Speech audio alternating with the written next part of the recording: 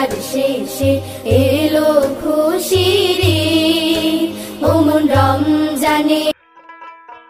আলহামদুলিল্লাহ, বিসমিল্লাহির রহমানির রহিম। 2025 সালের আজকের এই ঈদের দিনটা, ঈদ উল ফিতরের দিনটা আমাদের কাছে একটি অবিস্মরণীয় একটি ঈদ। প্রত্যেকটা ঈদই ঈদ, কিন্তু 2025-এর এই ঈদটা আলাদা একটা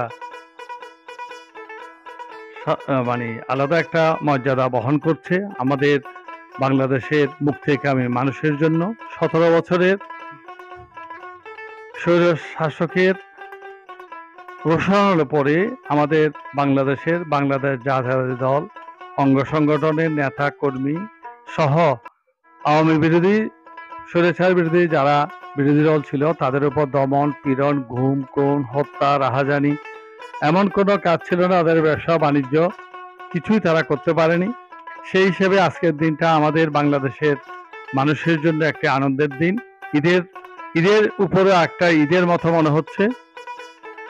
পতিত স্বৈরাচার বাংলাদেশের মানুষের উপর জগদ্দল পাথরের মতো যেভাবে বসেছিল, তারা নামে বেনামে গাইবে মামলা দিয়ে মানুষকে বাড়িঘরে ঘুমাতে দেয়নি, ইফতার করতে দেয়নি, ঈদ করতে দেয়নি, মানুষের সামাজিক কর্মকাণ্ড পর্যন্ত করতে দেয়নি। এমনকি বিরোধী দলের নেতৃবৃন্দের বাসায় ঈদে যদি কোনো দলীয় নেতা কর্মী আত্মীয় স্বজন আসে, সেটাও তারা লিস্ট করে তাদেরকে এই ব্যাপারে তাদেরকে জিজ্ঞাসাবাদ করার প্রমাণও আমাদের এলাকায় রয়েছে। তা আমি মনে করি মহান আল্লাহ রাব্বুল আলামিনের কাছে আমরা লাখ কোটি শুকরিয়া জ্ঞাপন করছি। আমরা বৈষম্য বিরোধী আন্দোলন এবং 17 বছরের স্বৈরাচার বিরোধী আন্দোলনের মাধ্যমে আমরা স্বৈরাচার বাংলাদেশ থেকে পালিয়ে যেতে বাধ্য হয়েছে।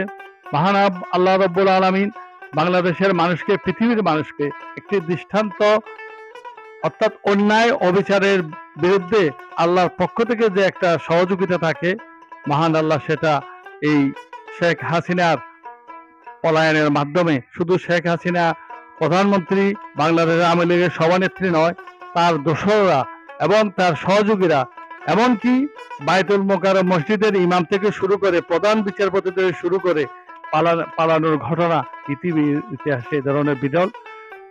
কারণ হলো এই স্বৈরাচারকে তারা তোষামত করে বিভিন্নভাবে স্বৈরাচার হওয়ার জন্য তারা সুযোগ করে দিয়েছিল, এবং স্বৈরাচারী শাসক বাংলাদেশের শাসন ব্যবস্থায় প্রত্যেকটা অঙ্গকে তারা কলুষিত করেছে, দলীয়করণ করেছে, যেগুলো এখন আমাদের কাছে খুব কষ্টদায়ক হচ্ছে। বাংলাদেশের আপামর জনসাধারণের কাছে আজকের ঈদটা বিশেষভাবে গুরুত্বপূর্ণ, এই যে অন্তত মন খুলে কথা বলতে পারছে, ইফতার মাহফিল করতে পারছে, একজন একজনের বাড়িতে বেড়াতে যেতে পারছে, কথা বলার যে স্বাধীনতা, সেটা আমাদের জন্য অনেকটা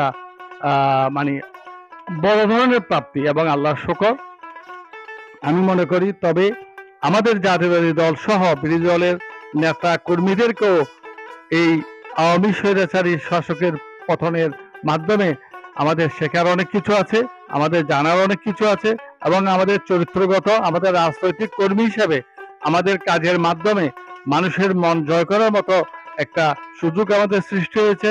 আমি মনে করি আমার দল, বাংলাদেশ জাতীয়তাবাদী দল, একটি বৃহৎ সংগঠন, যেটা শহীদ রাষ্ট্রপতি জিয়ার হাত ধরে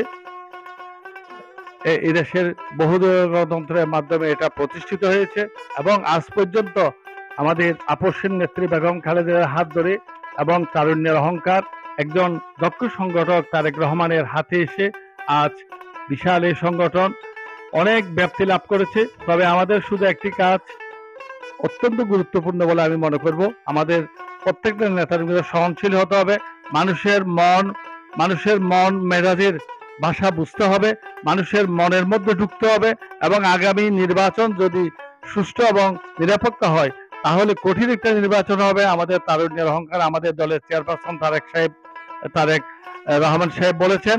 তা আমাদের মনে রাখতে হবে এই নির্বাচনটা উত্তরণের জন্য আমাদের প্রত্যেকের সহনশীল ভূমিকা, এবং আমাদেরকে একজন আদর্শ কর্মী এবং আদর্শ নেতার ভূমিকা পালন করতে হবে। আমরা যদি স্বৈরাচারী শাসকের আমলের নেতা কর্মীদের মতো অর্থ উপরে যদি নিজেকে ধাবিত করি, তাহলে আমরা আমাদের দলের জন্য ক্ষতিকর হবে। তাই আমি মনে করব আমাদের দলের ঊর্ধ্বতন কর্তৃপক্ষ এই ব্যাপারে খুব সজাগ থাকবেন, এবং আমরা যারা মাঠে ময়দানে কাজ করি আমাদেরকে নিজেদেরকে পরিশোধিত করা এবং নিজেদেরকে একজন আদর্শ নাগরিক এবং আদর্শ দলের কর্মী হওয়ার জন্য চেষ্টা করতে হবে। আমাদেরকে মানুষের মন জয় করতে হবে। আর আমি মনে করি বাংলাদেশের প্রত্যেকটা মানুষের কাছে এই ঈদ একটা আলাদা একটা বৈশিষ্ট্য পাবে এবং এই রাজধানী থেকে গ্রামের একদম ওয়ার্ড পর্যায় পর্যন্ত এবার দেখা গেল আমাদের চেয়ারপারসনের নির্দেশ মোতাবেক প্রত্যেকটা এলাকায় ছোটখাটো করে বড় করে জনগণের সাথে মিশে মসজিদের পাশে বাজারের পাশে খোলা ময়দানে আমরা ইফতার মাহফিলগুলো করেছি এবং মানুষের যথেষ্ট সাড়া পাওয়া গিয়েছে। আমি মনে করি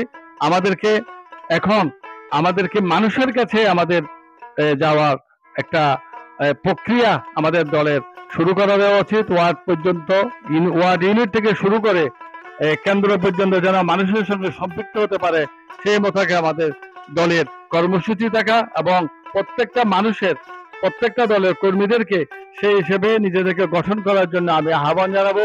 এবং আমি মনে করি আবার বলবো, স্বৈরাচারী সরকারের পতনের মাঝ দিয়ে আমাদের যে শিক্ষার বিষয়টা আছে, অহংকার এবং একদলীয় কোনো চিন্তা করা মানুষের জন্য শোভনীয় নয়, মানুষের জন্য দীর্ঘমেয়াদে কোনো কিছু হতে পারে না।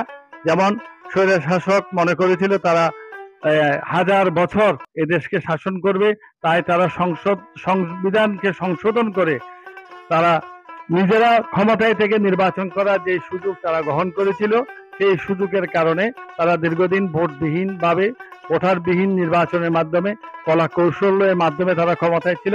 কিন্তু এদেশের জনগণ, বাংলাদেশের জনগণ কোনো সময়ই দাবি রাখা যায়নি, কোনো স্বৈর শাসককে বাংলাদেশের মানুষ মেনে নেয়নি।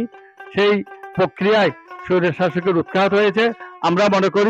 আমি মনে করি বাংলাদেশে আর কোন স্বৈর শাসকের জন্ম না হোক, আমার দলও গণতান্ত্রিক দল এবং গণতান্ত্রিকভাবে নির্বাচনে প্রতিনিধিত্ব করবে এবং ইনশাআল্লাহ এদেশের সাধারণ মানুষের ভোটে যেভাবে শহীদ রাষ্ট্রপতি জিয়া রহমান সাহেব, যেভাবে আমাদের মা বেগম খালেদা জিয়া, দেশনেত্রী বেগম খালেদা জিয়া যেভাবে তারুণ্যের অহংকার জনাব তারেক রহমান সাহেব দলকে সংগঠিত করছেন, ওনাদের এই আদর্শের উপর ভিত্তি করে এবং আমাদের দেশের ছাত্র জনতা যেভাবে বিএনপিকে পছন্দ করে, গ্রামের মহিলারা যেভাবে পছন্দ করে, সেই হিসেবে এদেশে বাংলাদেশ জাতীয় দল একটি সুন্দর এবং গঠনমূলক রাজনীতির মাধ্যমে মানুষের মন জয় করে ইনশাআল্লাহ আগামীবার রাষ্ট্র ক্ষমতায় আসবে এবং এদেশের মানুষের আকাঙ্ক্ষা পূরণের জন্য সর্বাত্মক চেষ্টা করবে বলে আমি মনে করি। আমি দেশে বিদেশে আমার এলাকায় যারা অবস্থান করছেন সকলকে এই ঈদ উল ফিতরের শুভেচ্ছা জানাচ্ছি। ঈদ মোবারক। আসসালামু আলাইকুম।